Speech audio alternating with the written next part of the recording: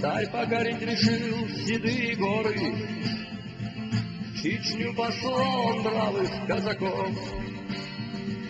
Нет, не потерпим здесь чужие взоры, и на джихад имама слышен зов. На клич отчизны сердце Байсангура забилось чаще, был готов он в бой.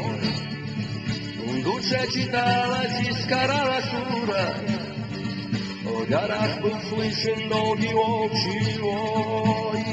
На клич отчизны сердце Байсангура забилось чаще, был готов он в бой. В душе читалась из Корана сура, в горах был слышен долгий волчий вой.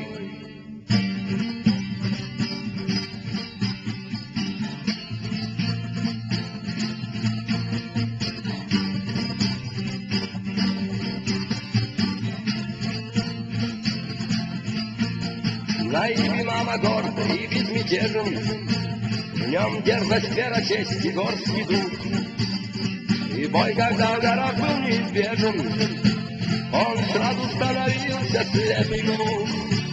В бою Наиб не чувствовал пощады, врагам ислама был всегда жесток.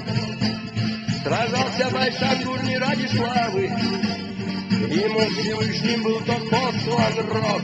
Он с детства рос без трусости и фальши, в горах иное вырос детский лет, и стал чеченец уважаем больше, на бой доспехи воина одет. На зов имама Байсангур готов, он первым стал под знамя Газалата. Из уст его не вырвать лишних слов, послушен он законам шариата. Без глаза, без руки, без ноги, столь горькая за мужество расплата. Хоть были с ним безжалостны враги, он все же стал под знамя Газалата. Не сломлен духу дерзкого чеченца, подвластен он лишь року своему. Предстать готов он пред судом Аллаха, он не повинен больше никому.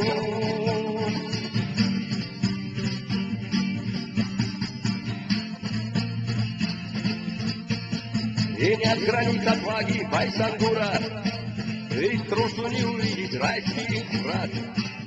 Не ляжет на него клеймо позора, в бою жестоком нужно побеждать.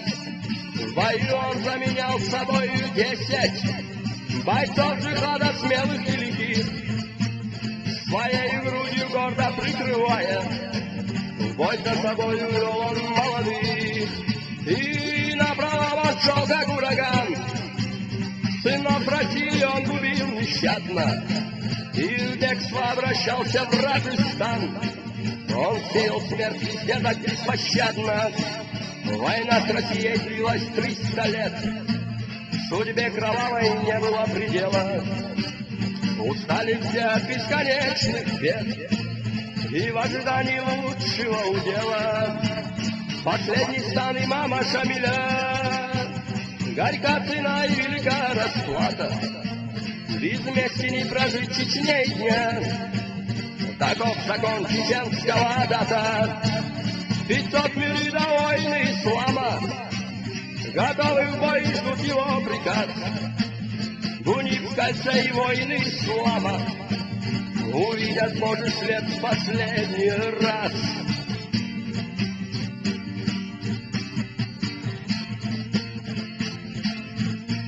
Весь ярости и умопомрачений был Байсангур, когда узнал про то, что сдаться в плен Шамиль принял решение.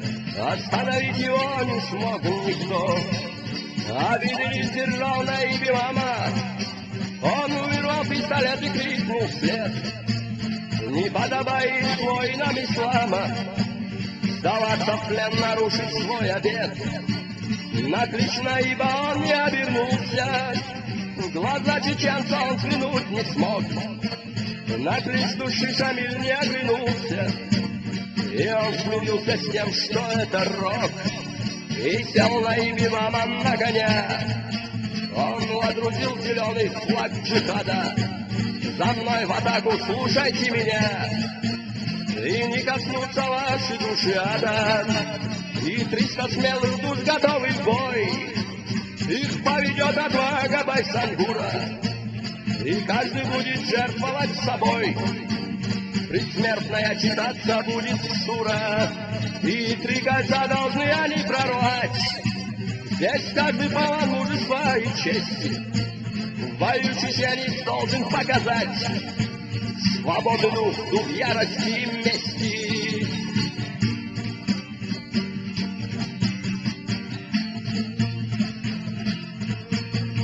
И завязался дикий смертный бой. Пошли в атаку воины ислама. О, Байсангур, гордились все тобой. Остался прах от вражеского стана, и только 30 воинов смогли прорвать кольцо и вырваться из плена. И год еще сражались они, в горах растет достойная им смена. Враги не пожалели Байсангура, в родном селе настигла его смерть.